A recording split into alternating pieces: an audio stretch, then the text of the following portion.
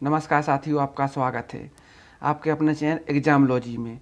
ठीक है, इसमें हम आज पूरा करेंगे बायोलॉजी की प्रैक्टिस टेस्ट सीरीज। ठीक है, यह है टेस्ट सीरीज का दूसरा प्रैक्टिस टेस्ट सीरीज है। इससे पहले भी एक कंप्लीट की है, जिसको आप लोग देख लेना जिसने नहीं देखी है, ताकि आप लोगों के कोई भी प्रश्न छूटे ना। ठीक है, आज का टॉपिक कोशिका और कोशिकांग।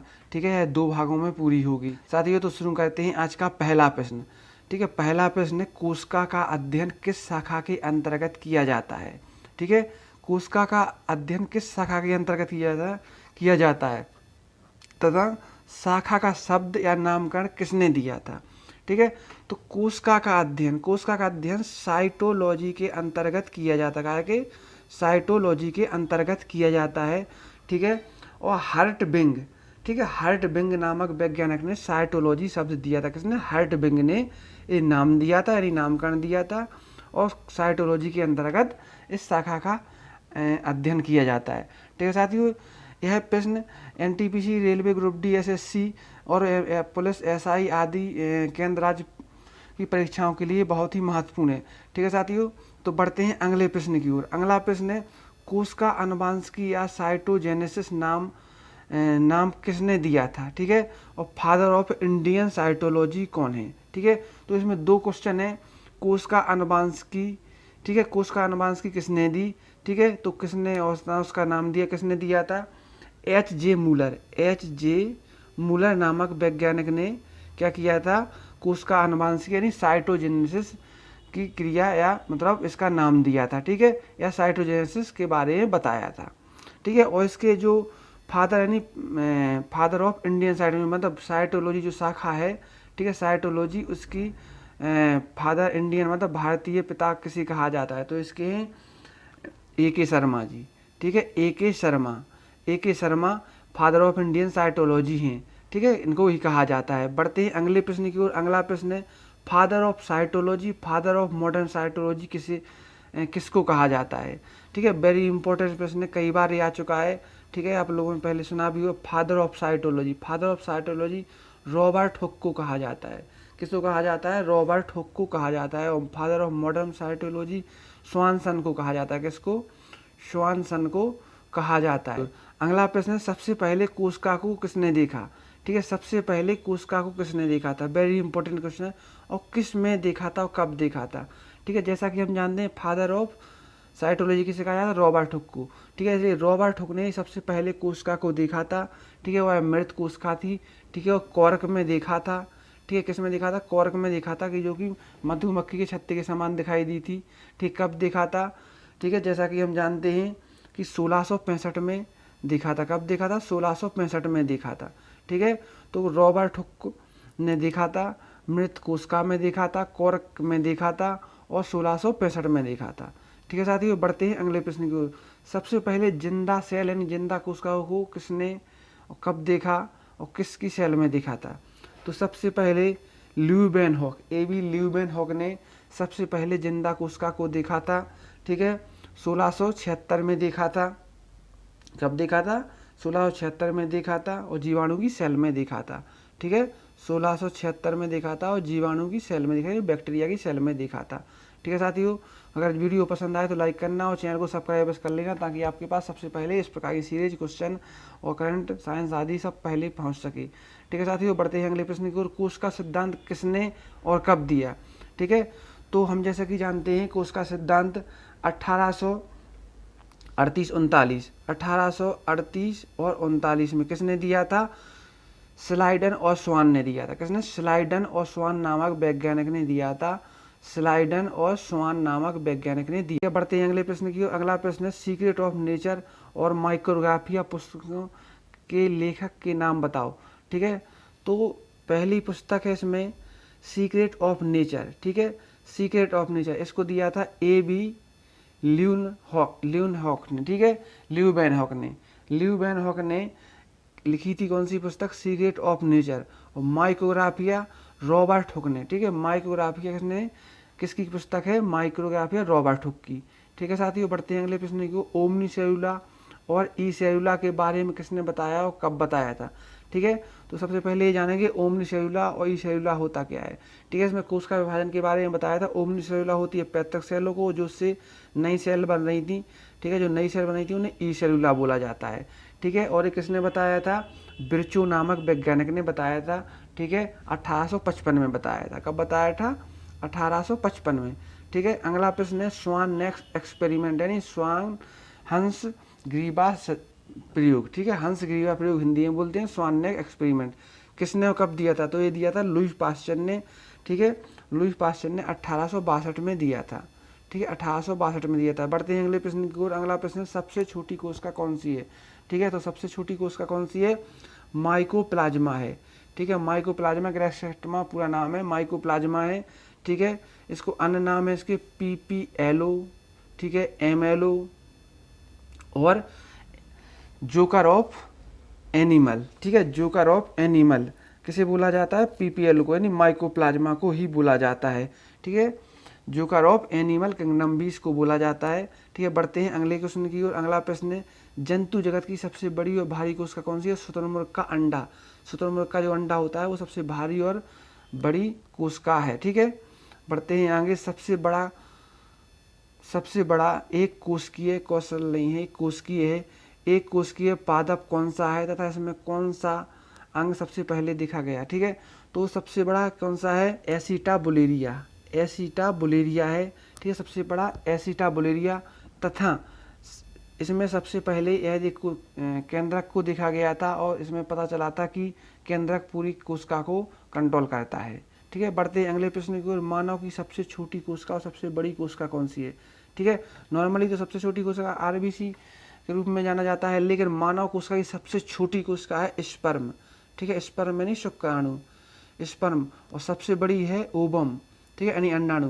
लेकिन क्या है, पुरुषों में क्या पाए जाते हैं? स्पर्म, और महिलाओं में अंडाणु। तो सबसे अगर पुरुष में पूछी जाए या मानव के हिसाब से पूछे तो स्पर्म, और महिला में सबसे बड़ी पूछी जाए, ठीक है, तो ओवम यानी अंडाणु होती है। ठीक है, टोटल मानव के हिसाब से भी यही आएगी।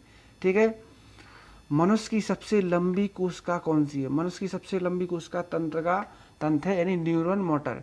ठीक है, तो तंत्र का तंत्र है जो सबसे लंबी कोशिका होती है। ठीक है, सबसे लंबी कोशिका होती है। और महिला की सबसे बड़ी कौन सी है? ठीक है, तो महिला की तो पहले ही बता चुके हैं ऊपरी वाले प्रश्न में, ओवम होती है। ठीक है, लंबी में सबसे मानव की सबसे लंबी तंत्र कोशिका और बड़ी महिला की कौन सी है? ओवम यानी अंडाणु। ठीक है, बढ़ते हैं अगले प्रश्न की ओर। अगला प्रश्न है कोशिका कितने प्रकार की होती है? उनमें दो दो अंतर लिखो। ठीक है, कोशिका कितने प्रकार की होती है? ठीक है साथियों, इस प्रश्न को हम इस प्रकार से समझ सकते हैं कि कोशिका दो प्रकार की होती है, प्रोकैरियोटिक और यूकैरियोटिक। दो प्रकार की होती है। प्रोकैरियोटिक में मुख्य विशेषता इसकी ये होती है कि इसमें क्या होता है कि इसका जो केंद्रक होता है और केंद्रक कला इसमें अनुपस्थित होती है। किसमें होती है? किसमें? प्रोकैरियोटिक में केंद्रक कला अनुपस्थिति होती है, अगर होती है तो कटी फिटी होती है। ठीक है साथियों, यूकैरियोटिक में जो केंद्रक कला होती है वो पूर्ण विकसित होती है। ठीक है, और प्रोकैरियोटिक में क्या होता है, इसके डीएनए में हिस्टोन प्रोटीन यानी क्रोमोसोम में क्या होती है, हिस्टोन प्रोटीन नहीं पाया जाता है। यूकैरियोटिक में क्या होता है, हिस्टोन प्रोटीन पाया जाता है। ठीक है, इसके दो ये अंतर हो गए, और भी बहुत सारे अंतर होते हैं, इसलिए आप लोग ध्यान रखना प्रोकैरियोटिक और यूकैरियोटिक को डिटेल में अध्ययन करना। ठीक है साथियों, बढ़ते हैं अगले प्रश्न की ओर। साथियों एक बात ध्यान रखना, जो भी इसमें प्रश्न दिए हुए हैं इतने टॉपिक के, ठीक है, परीक्षाओं में इससे बाहर जाने की संभावना नहीं है। ठीक है, और इस कोशिकांक को दो भागों में कंप्लीट किया जाएगा, जो कि अगला भाग भी इसका आएगा। ठीक है, बढ़ते हैं अगले प्रश्न की ओर। अगला प्रश्न है शरीर की कार्यात्मक और रचनात्मक इकाई किसे कहा जाता है? ठीक है, तो किसे कहा जाता है? सेल को ही कहा जाता है, यानी कोशिका को कहा जाता है, क्योंकि ये कार्यात्मक है, क्योंकि इसमें सारे कार्य भी होते हैं और रचना शरीर को वही बनाने का काम करती है, इसलिए रचनात्मक। इसलिए शरीर की कार्यात्मक और रचनात्मक इकाई कोशिका है। बढ़ते हैं अगले प्रश्न की ओर। अगला प्रश्न, जीवन का भौतिक आधार किसे कहा जाता है तथा किसने कहा? जीवन का भौतिक आधार साइटोप्लाज्म यानी जीव द्रव्य। ठीक है, जीव द्रव्य को कहा जाता है। ठीक है, और इसको हक्सले नामक वैज्ञानिक ने बताया था। ठीक है, अगले प्रश्न की ओर बढ़ते हैं। अगला प्रश्न है कोशिका की कोई दो अंगों के नाम लिखो जिनके ऊपर झिल्ली का अभाव होता है। ठीक है, झिल्ली का अभाव होता है, तो एक तो कौन सा हो गया? राइबोसोम। ठीक है, राइबोसोम के ऊपर कोई झिल्ली नहीं होता है। ठीक है, और एक सेंट्रोसोम। दोनों के ऊपर कोई भी कोशिका के जो अंग होते हैं उनमें से कोई भी झिल्ली नहीं, कोई भी परत ऊपर नहीं पाई जाती है। ठीक है, अगला प्रश्न है उसका ही उन अंगों के नाम लिखो जिसमें डबल। ठीक है, इस प्रश्न का मतलब है कोशिका के उन अंगों का नाम लिखो जिनमें डबल मेम्ब्रेन पाई जाती है। ठीक है, डबल मेम्ब्रेन तो वह है माइटोकॉन्ड्रिया, केंद्रक, ठीक है यानी न्यूक्लियस, और हरित लवक यानी लवक। ठीक है, तीनों में क्या होता है डबल मेम्ब्रेन पाई जाती है। कौन कौन से? माइटोकॉन्ड्रिया, केंद्रक और हरित लवक यानी क्लोरोप्लास्ट। ठीक है, बढ़ते हैं अगले प्रश्न की ओर। अगला प्रश्न है गोल्जी बॉडी और लाइसोसोम के ऊपर किस प्रकार की मेम्ब्रेन पाई जाती है? ठीक है, तो इनके ऊपर एक कला मेम्ब्रेन पाई जाती है। कौन सी? एक कला मेम्ब्रेन पाई जाती है। बढ़ते हैं अगले प्रश्न की ओर। कोशिका द्रव्य और केंद्रक द्रव्य क्या होता है? ठीक है, जैसा कि हमारा सेल इस प्रकार से होती है और बीच में एक केंद्रक होता है। ठीक है, तो केंद्रक कला और कोशिका झिल्ली दोनों के बीच में जो द्रव्य भरा होता है उसे क्या कहते हैं? कोशिका द्रव्य। और जो केंद्र में यानी केंद्रक में उपस्थित द्रव्य होता है उसे केंद्रक द्रव्य कहते हैं। ठीक है, बढ़ते हैं अगले प्रश्न की ओर। अगला प्रश्न है जीवाणु, कवक और पादप में पादप किसकी बनी हुई कोशिका भित्ति पाई जाती है? जैसा कि प्रश्न में दिख रहा है जीवाणु, कवक, पादप। ठीक है, तो जीवाणु में काय की बनी होती है कोशिका भित्ति? कोशिका भित्ति बनी होती है पेप्टिडोग्लाइकन की। पेप्टिडोग्लाइकन की बनी होती है जीवाणु की। ठीक है, कवक की बनी होती है काइटिन की और पादप की बनी होती है सेलुलोज की। ठीक है, तीनों को ध्यान रखना, वेरी इंपॉर्टेंट, कई बार परीक्षाओं में आ चुकी हैं। ठीक है, तो ध्यान रखना जीवाणु की बनी होती है, कवक की बनी होती है पेप्टिडोग्लाइकन की बनी होती है, कवक की काइटिन की और पादप की सेलुलोज की बनी होती है। ठीक है, बढ़ते हैं अगले प्रश्न की ओर। अगला प्रश्न है प्लाज्मा लेमा क्या है तथा यह मानव कोशिका में किस से बना होता है? उसके अन्य नाम भी लिखो। ठीक है, तो प्लाज्मा लेमा क्या है? प्लाज्मा लेमा एक प्रकार की कोशिका झिल्ली ही है, कोशिका झिल्ली का ही दूसरा नाम है। ठीक है, जिसे हम कोशिका झिल्ली, यूनिट मेम्ब्रेन, सेल मेम्ब्रेन के नाम से जानते हैं। ठीक है, मानव कोशिका में किस से बना होता है? ठीक है, तो यह बनी होती है प्रोटीन से, ठीक है, वसा से यानी फैट से और कार्बोहाइड्रेट से बनी होती है। ठीक है साथियों, इसमें जैसे मानव का अगर अलग से पूछा जाए तो प्रोटीन की मात्रा सबसे ज़्यादा होती है, अगर मानव को ध्यान में रखा जाए वसा की मात्रा अधिक होती है। ठीक है साथियों, तो अगले प्रश्न की ओर बढ़ते हैं। अगला प्रश्न है कोशिका झिल्ली के फ्लूइड मैजिक मॉडल को किसने दिया जो उन्होंने हिलता हुआ बताया था? ठीक है, तो यह किसने दिया था? सिंगर और निकोलसन ने दिया था। सिंगर और निकोलसन वैज्ञानिकों ने दिया था, क्योंकि इन्हें फ्लूइड नहीं है, फ्लूइड मैजिक मॉडल है, क्योंकि इस मॉडल को ऐसे इस प्रकार से जो था वह हिलता हुआ दिखाई देता था। ठीक है, जिसने बताया था, इस वजह से इसका नाम रख दिया फ्लूइड मैजिक मॉडल। ठीक है, और सिंगर और निकोलसन नामक वैज्ञानिक ने ये दिया था। बढ़ते हैं आगे। कोशिका झिल्ली की खोज किसने की थी? कोशिका झिल्ली की खोज किसने की थी? वेरी इंपॉर्टेंट क्वेश्चन है। सेल मेम्ब्रेन की खोज 1855 में कार्ल नेगेली और कार्ल क्रेमर ने की थी। किसने? कार्ल क्रेमर, ठीक है, और नेगेली ने की थी। ठीक है, बढ़ते हैं अगले प्रश्न की ओर। अगला प्रश्न है साइटोप्लाज्म क्या है तथा इसके साइटोप्लाज्म जीव द्रव्य को ही कहते हैं। किसको कहते हैं? जीव द्रव्य को ही कहते हैं। तथा इसका कार्य क्या है? जो कोशिका के अंदर जो पदार्थ होते हैं, पोषक पदार्थ होते हैं, ठीक है, उनको एक जगह से दूसरी जगह ट्रांसपोर्ट करवाना, ठीक है, और लिक्विड बनाए रखना ताकि कार्य अच्छे से हो सकें। ठीक है, बढ़ते हैं अगले प्रश्न की ओर। अगला प्रश्न है जीव द्रव्य की खोज किसने की थी तथा इसका नामकरण किसने किया? ठीक है साथियों, तो जीव द्रव्य की खोज ड्रुजारिन नामक वैज्ञानिक ने की थी तथा इसका नामकरण पुरकिंजे ने किया था। ठीक है, ड्रुजारिन नामक वैज्ञानिक ने तथा पुरकिंजे ने इसका नामकरण किया था। ठीक है, साइटोप्लाज्म इसी को बोलते हैं। बढ़ते हैं अगले प्रश्न की ओर। अगला प्रश्न है जीव द्रव्य सबसे जो है ना क्या उपस्थित होता है और इसमें अकार्बनिक, ठीक है, इसमें लिखा है अकार्बनिक और कार्बनिक यों का अनुपात क्या होता है? ठीक है, तो जीव द्रव्य में सबसे जो है ना क्या होता है? जल होता है। 90 से 92% क्या होता है? जल होता है। लगभग 92% क्या होता है? जल होता है। ठीक है, और जो कि इसमें जो अनुपात दिया हुआ है यह अनुपात है अकार्बनिक और कार्बनिक का। ठीक है, क्या है? अकार्बनिक और कार्बनिक का। तो क्या होता है अपना? इसका अनुपात होता है 81:19, यानी अकार्बनिक पदार्थ होते हैं वो 81% और कार्बनिक पदार्थ 19% पाए जाते हैं। ठीक है साथियों, बढ़ते हैं अगले प्रश्न की। अगला प्रश्न सूत्र कणिका क्या है? ठीक है साथियों, इस प्रश्न को इस प्रकार से अपन देख सकते हैं कि सूत्रकण का पूछा जाएगा, ठीक है। इसको हम जानते हैं, लेकिन क्या है कभी कभी इस नाम से भ्रमित हो जाते हैं। तो इस नाम है सूत्रकण का माइटोकॉन्ड्रिया का ही दूसरा नाम है, ठीक है। इसका मुख्य कार्य हम जानते हैं क्या होता है, ऊर्जा का संश्लेषण करना, ठीक है। तथा इसके अन्य नाम क्या है, अन्य नाम क्या होते हैं, सूत्रकण का होता है माइटोकॉन्ड्रिया भी इसको बोलते हैं, ठीक है। बायोप्लास्ट भी इसी को बोलते हैं, ठीक है। फाइला और सार्कोसोम नाम भी इसमें दिया गया है इसी को, ठीक है। तो इसके मुख्य नाम बायोप्लास्ट, सूत्रकण का और माइटोकॉन्ड्रिया हैं, ठीक है साथियों। बढ़ते अगले प्रश्न की ओर। और इसका हाँ एक काम कोशिकीय श्वसन भी करवाने में यही मदद करता है, ठीक है। ऊर्जा का संश्लेषण और कोशिकीय श्वसन कौन कराता, सूत्रकण का यानी माइटोकॉन्ड्रिया। बढ़ते हैं अगले प्रश्न की ओर। अगला प्रश्न, माइटोकॉन्ड्रिया में किस प्रकार का राइबोसोम पाया जाता है। तो हम जैसे जानते हैं 70S प्रकार का राइबोसोम पाया जाता है माइटोकॉन्ड्रिया के अंदर, तथा DNA उपस्थित होता है, ठीक है, इसमें अलग से, ठीक है। इसमें यह सब एक विकसित कोशिकांग होता है कोशिका के अंदर, ठीक है, जो कि इसमें एक प्रोकैरियोटिक कोशिका की तरह ही अधिकांश अंग पाए जाते हैं माइटोकॉन्ड्रिया में, ठीक है। बढ़ते हैं अगले प्रश्न की ओर। अगला प्रश्न है, मानव कोशिका में श्वसन किस अंग के द्वारा होता है, ATP का फुल फॉर्म बताइए, ठीक है। तो मानव कोशिका में होता क्या है, माइटोकॉन्ड्रिया के अंदर ही श्वसन होता है, और ATP का फुल फॉर्म, ठीक है। तो क्या होता है, ए का होता है एडिनो, ठीक है, एडिनो, और टी से ट्राई, ठीक है, टी से होता है ट्राई और पी से फास्फेट, एडिनो ट्राई फास्फेट इसका फुल फॉर्म होता है, एडिनो ट्राई फास्फेट, ठीक है। बढ़ते हैं अगले प्रश्न की ओर, ठीक है साथियों। वीडियो अगर पसंद आ रहा हो तो लाइक जरूर करें, चैनल को सब्सक्राइब कर लेना ताकि आपके पास सबसे पहले इस प्रकार के प्रश्न पहुंच सकें, ठीक है। और परीक्षा संबंधी अन्य जानकारी और साइंस, GK, करंट अफेयर्स आदि पहुंच सके, ठीक है साथियों। बढ़ते हैं अगले प्रश्न की ओर। अगला प्रश्न है, कोशिका के उस किस अंग में कार्बन पदार्थों का ऑक्सीकरण होता है, ठीक है, और ऊर्जा का संश्लेषण भी। इस वजह से उस अंग का अन्य किस नाम से जाना जाता है, ठीक है।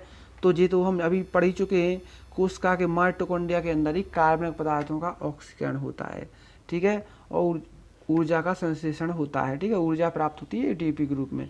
इस वजह से इस अंग के अन्य नामों को, अन्य नाम जैसे माइटोकॉन्ड्रिया भी हो गया, बायोप्लास्ट भी हो गया, सूत्रकण का भी हो गया, ठीक है, और कोशिकीय श्वसन अंग भी है, ये नाम वगैरह बोल सकते हैं। आगे बढ़ते हैं, RNA और mRNA का फुल फॉर्म, ठीक है। RNA मतलब राइबोसोमल RNA, ठीक है, राइबोसोमल RNA। mRNA का फुल फॉर्म है मैसेंजर RNA, ठीक है। RNA को तुम जानते हैं राइबो न्यूक्लिक एसिड, ठीक है। तो आगे बढ़ते हैं। अगला क्वेश्चन है, राइबोसोम की खोज किसने की तथा इसका नामकरण किसने किया, ठीक है। तो राइबोसोम की खोज किसने की थी, ठीक है। राइबोसोम की खोज पैलिड नामक वैज्ञानिक ने की थी, जो कि जंतु कोशिका में सबसे पहले उन्होंने देखा था, ठीक है।